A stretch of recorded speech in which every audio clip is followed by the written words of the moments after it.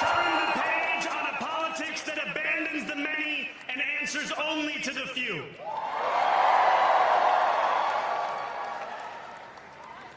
New York, tonight you have delivered a mandate for change. Guys, I cannot believe it. Zohran has won. It is a beautiful day in America. I know he's only the mayor of New York City, but that is such a huge deal. Trust me, if it wasn't such a huge deal, all those billionaires and Republicans would have not been doing everything that they can. Oh, and don't let me leave out the Democratic establishment that tried every single thing they could do to stop this man from winning.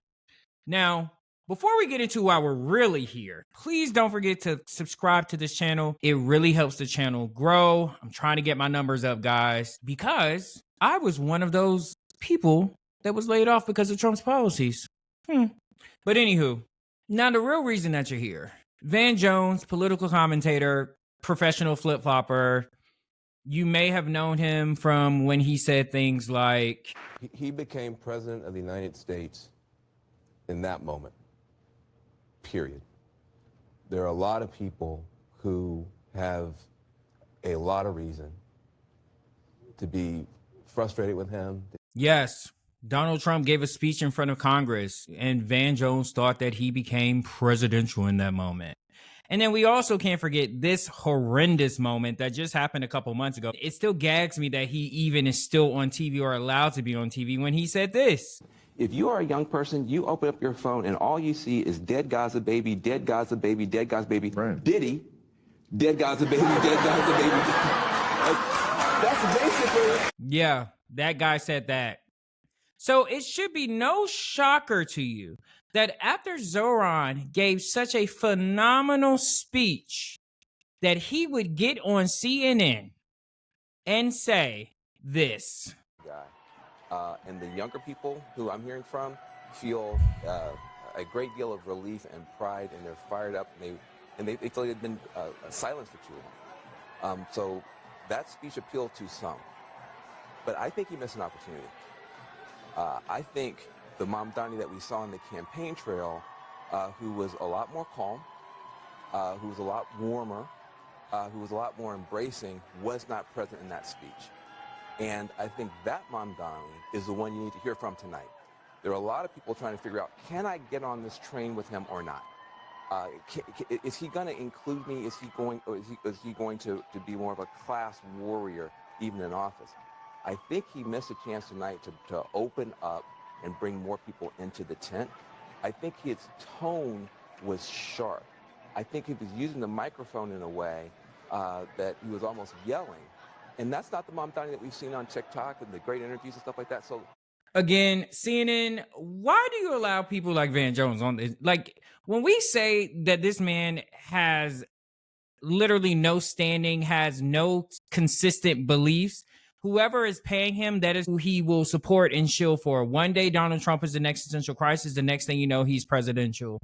Van Jones, you have never supported Mamdani. So even you saying, like, what happened to the guy that was so jovial on TikTok? You've never been a fan of Mamdani because you are funded by so many Zionists and you are a part of the Democrat establishment. But one of the things I will say that Van Jones has totally missed when it comes to Mamdani, when he talks about, oh, he had such a sharp tone and it almost seemed like he was yelling. That is what happens when you are passionate. That is what happens when you were able to defeat the establishment Democrats, the Republicans, and then also an independent challenger, and then someone that was a political dynasty in the Democrat Party. That is how you show up.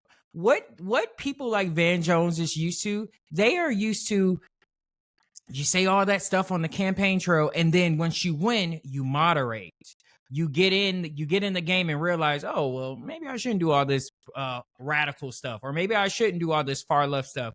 But what Van Jones doesn't like is that he hates that Mamdani doubled down. Because if you pay attention to what he says, you know, what happened to the guy that was here before? Like, what happened to the happy, jovial guy? But when he was a happy, jovial guy, you guys were calling him an anti-Semite. You were saying that he hated Jews. You were saying that he had too many pie in the sky ideas, that he didn't have any experience.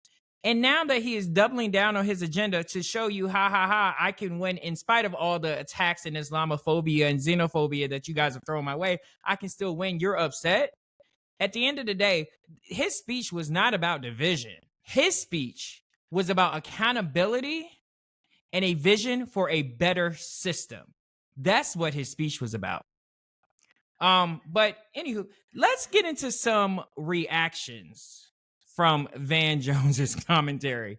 I'm not sure if you guys watch The Breakfast Club or not, but Charlemagne does a segment called Dunk of the Day, and coincidentally, Mehdi Hassan was there to basically talk about all the historic wins with Mamdani, and then obviously, in Virginia, New Jersey. And Charlemagne decided to give Van Jones Dunk of the Day, and Mehdi Hassan even jumped in on it.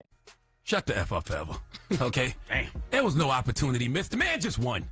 All right? He just won. After you won, yes, you're going to celebrate. Yes, you're going to talk loud. What do you mean he wasn't warm enough? He took a victory lap. And he...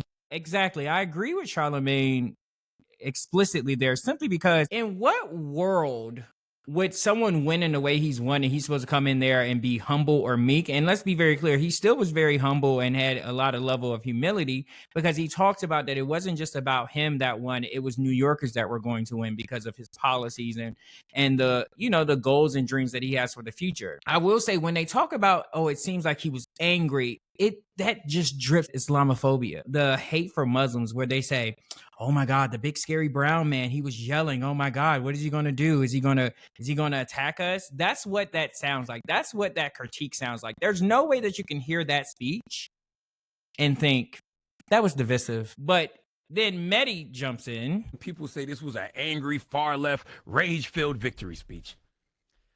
Very hard for me to get inside of Van Jones's head, but I would remind people that Van Jones in 2017 is the guy who gave us the most famous line of the first Trump administration. Remember when Trump gave that speech in Congress? Van Jones on CNN said, tonight he became president of the United States. So Van Jones thinks that Donald Trump gives unifying speeches that make him president, but thinks Zohran Mamdani, who's united a multiracial, multicultural, multi-income coalition, is divisive. That tells you more about Van Jones than it does tell you about Zohran Mamdani. I mean, 1000%. I couldn't have said it better. Actually, I think I said the kind of same thing, but anywho, let me find out me and Mehdi are on the same page.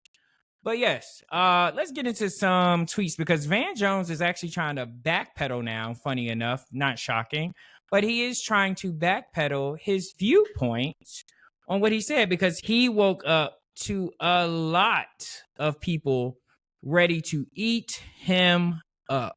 Let's see. Where are we at with Mr. Van Jones? So he posted this on Twitter about 2 hours ago. He attaches the video where he gave the critique of Zohran's speech, but then he also goes on to say about the speech. First of all, let's all give Zohran Mamdani his due. He just did the impossible, beat Democrat royalty, the Cuomos, beat the money, beat the machine, and then push past Trump himself to become the first Muslim mayor of America's biggest city. That's a huge accomplishment. So that is where he was trying to compliment Zohran. Then he says, that said, I would be remiss if I didn't flag something I noticed during the last night's victory speech. That Mamdani on stage last night seemed like a different Mamdani than the one who won people over on the campaign trail. Now, pay attention to this messaging. He was happy-go-lucky. Oh, I'm, the nice, friendly Muslim that you can bring to everyone's party, that you can bring to your Jewish dinner or your Christmas dinner, even though they were calling him an anti-Semite during the election. But then he continues on to say, while campaigning, Mamdani was calm, warm, inclusive, the kind of guy who built a big tent that might have a place for everyone. But last night, I have to keep highlighting this. How come you guys didn't say that before he won?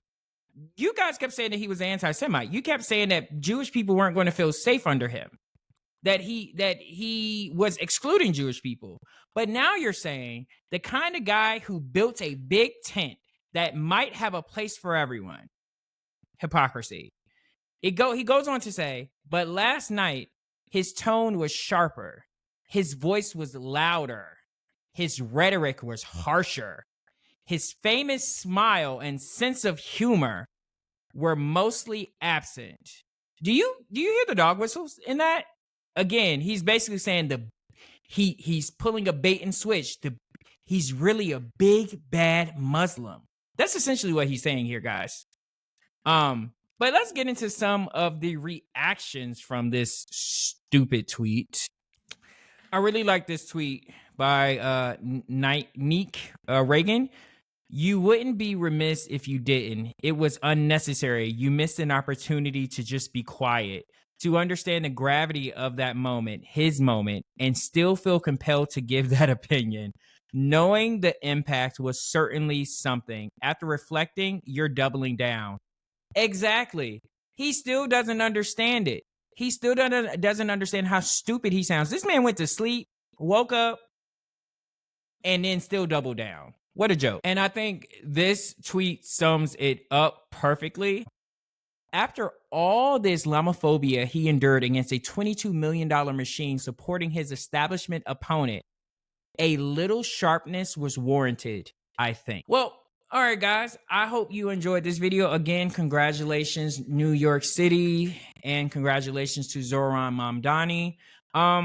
If you guys are tired of Van Jones in the same way that I'm tired of Van Jones, comment down below. Don't forget to comment, like, and subscribe. Peace.